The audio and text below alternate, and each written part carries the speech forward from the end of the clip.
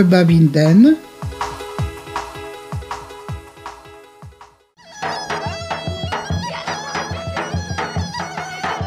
Les fêtes folkloriques bulgares sont divisées en masculines et féminines. Le Babinden, ou le jour de la grand-mère sage-femme, est la première fête féminine dans le calendrier annuel, célébrée le 21 janvier. Chargée de l'énergie du culte païen de la naissance, comme début de la vie, elle est célébrée par l'un des rituels folkloriques les plus gais, sans aucune contrainte. Dans la région de Smiadovo, l'honneur aux grand-mères sages-femmes aidant à la venue au monde des enfants s'exprime par une série de rituels qui continuent du matin au soir. Très tôt le matin, les mères que la grand-mère sage-femme, appelée en Bulgarie la babouvatchka, a aidé à accoucher, se préparent à lui rendre visite chez elle. Elles attachent avec une ficelle une gerbe de géranium, une plante qui vit très bien dans le froid, ou une gerbe de basilic sec. Elles prennent un petit seau en cuivre, du savon, de lessive et une serviette. Elles remplissent une flasque d'eau de vie. Elles choisissent un cadeau à offrir et se dirigent vers la maison de la sage-femme. La grand-mère les accueille vêtues d'une robe chasuble rouge et d'un foulard blanc. Le rouge symbolisant le sang et la vie et le blanc symbolisant la santé.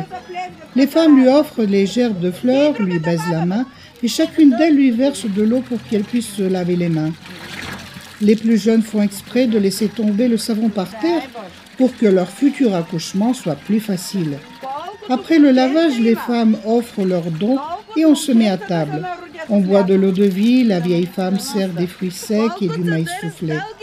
Enfin, les femmes rentrent à la maison pour préparer le déjeuner spécial pour la fête.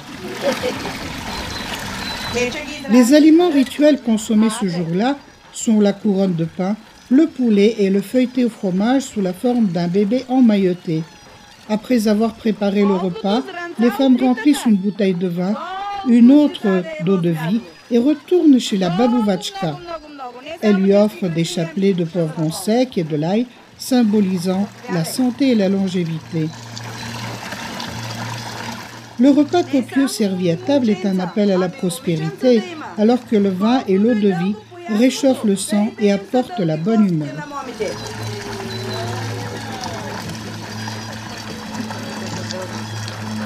Après le déjeuner commence la partie carnaval de la journée. Une des femmes s'habille en vieil homme avec une canne et des jambières déroulées. Une autre, plus mince, dessine sur son visage une fine moustache, met un pantalon, une ceinture et un chapeau et joue le rôle d'un homme dominé par sa femme. Une troisième se déguise en pop et celle qui a la langue la plus déliée joue le rôle de la tzigane, vêtue d'un manteau de fourrure avec des trous et des déchirures et un bissac sur les épaules. Le seul homme participant à la procession des femmes dans le village est le musicien qui accompagne de son instrument de musique les chants et les danses. La partie carnaval est théâtre en l'honneur de la grand-mère. Cette dernière est debout au centre de la ronde. De temps en temps, elle essaie d'attraper une des jeunes femmes avec un épi de maïs, le symbole masculin, pour suggérer à la femme en question qu'il est déjà venu le temps où elle devrait avoir d'autres enfants. Les femmes emmènent la vieille femme à la fontaine ou à la rivière pour le bain rituel. La tzigane a un rôle important à jouer.